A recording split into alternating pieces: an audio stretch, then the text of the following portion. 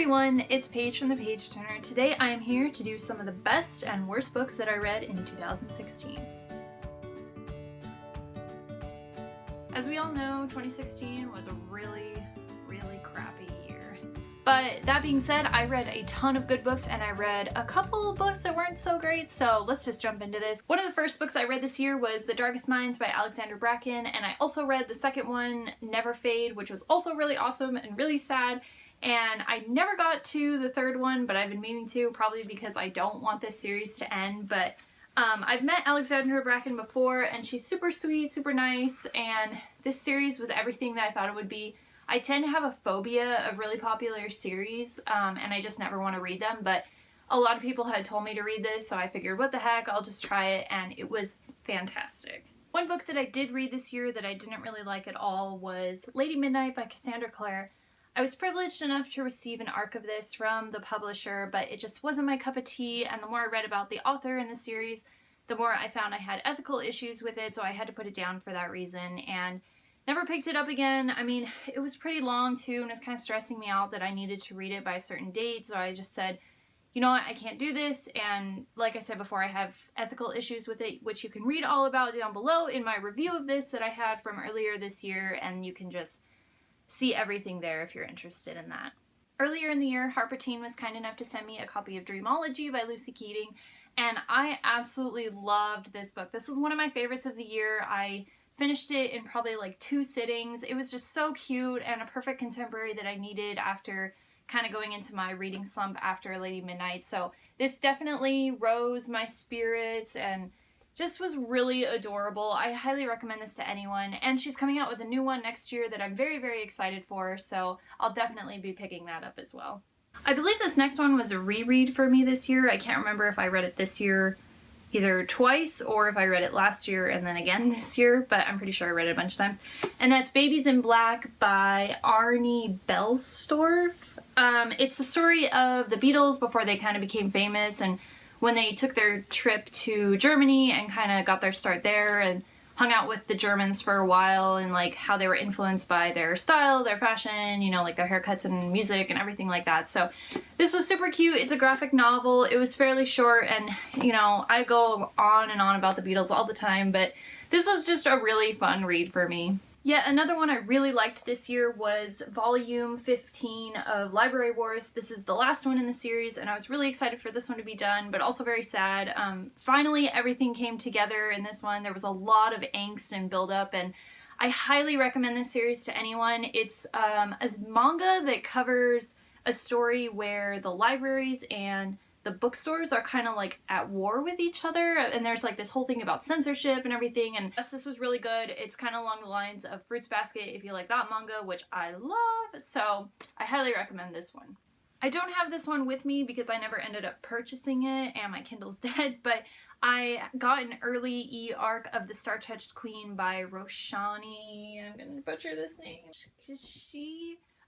it was a really excellent book, so beautiful. The storytelling was awesome. I really liked the plot, the characters, but just the way she told the story was incredible, and I definitely cannot wait to pick up the second one that comes out, I believe, in January, so very excited for that one too. A graphic novel that I tried to pick up this year was Phonogram Rue Britannia by Kieran Gillen and Jamie McKelvey.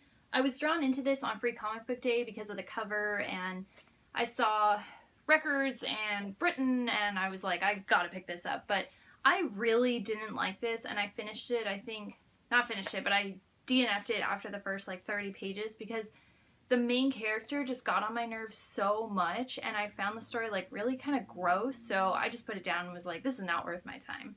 Yet another series that I loved this year was the Captive Prince series, which includes Captive Prince, Prince's Gambit, and King's Rising. A lot of people have issues with this series, and I kind of do too on certain aspects of it, but I really enjoyed this, and it was something that I blew through in a weekend and totally procrastinated with on my homework for, but it was really awesome. I highly recommend this to everyone. It is for more mature audiences, and there's like a lot of trigger warnings that you should check out on Goodreads before you read it, but still a fantastic story and a lot of political strife and intrigue and a lot going on in this one. Another one I liked this year was Saga Volume 6 by Fiona Staples and Brian K. Vaughan.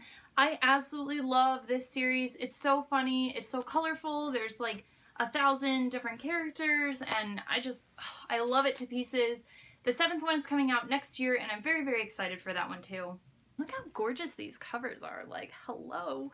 Another series that I picked up this year that a lot of people told me to pick up, and as you all know and are probably tired of hearing about, is A Court of Thorn and Roses and A Court of Mist and Fury. I started off really liking this series, but as you can tell from my tabs, and I've talked about this all the time, is I'm using this series for my thesis, which I have a link below to a video where I talk about my thesis, and now I'm starting to get kind of sick of it, / the more that I read into it, I'm kind of like, it's problematic, so I don't love it as blindly as I used to, but I mean, I still appreciate the story for what it is, I guess. Also, this cover bothers me, like, her boobs are too perfect. Another one that I don't have with me because I gave my ARC away was Furthermore by Tahereh Mafi.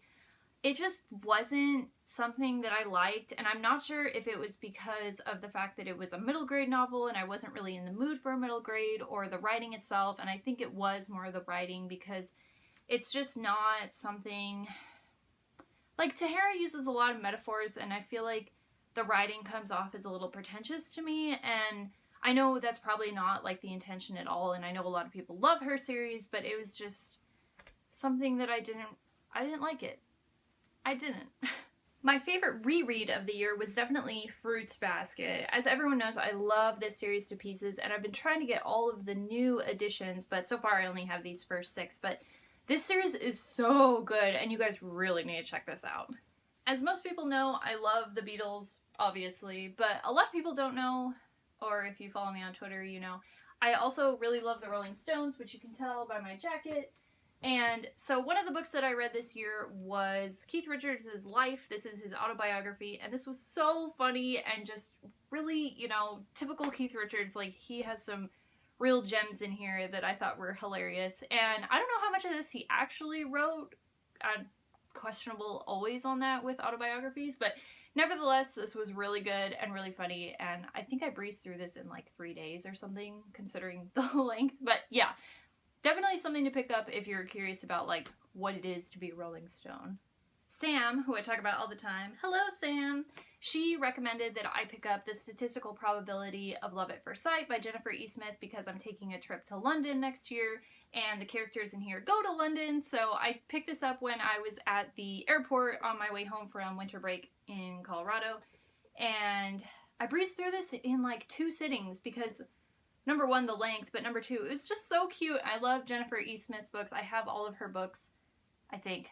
Yeah, I do. And I've read a couple of her other ones, but I had never read this one. So this was definitely one of my best reads this year. So thank you, Sam.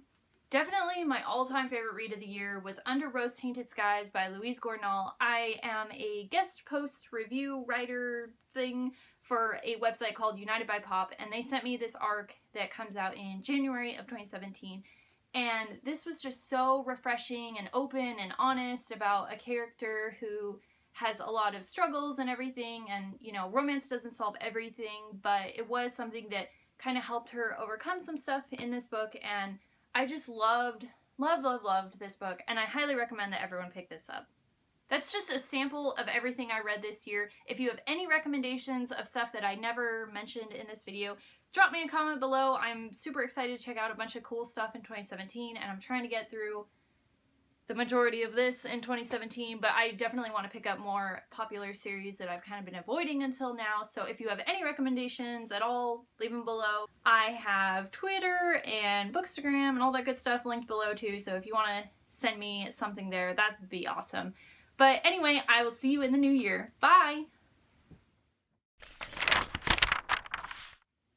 We all live in a yellow submarine, yellow submarine, yellow submarine. So, one of the first books, I hate starting with so. Okay, and I read the second one too, no.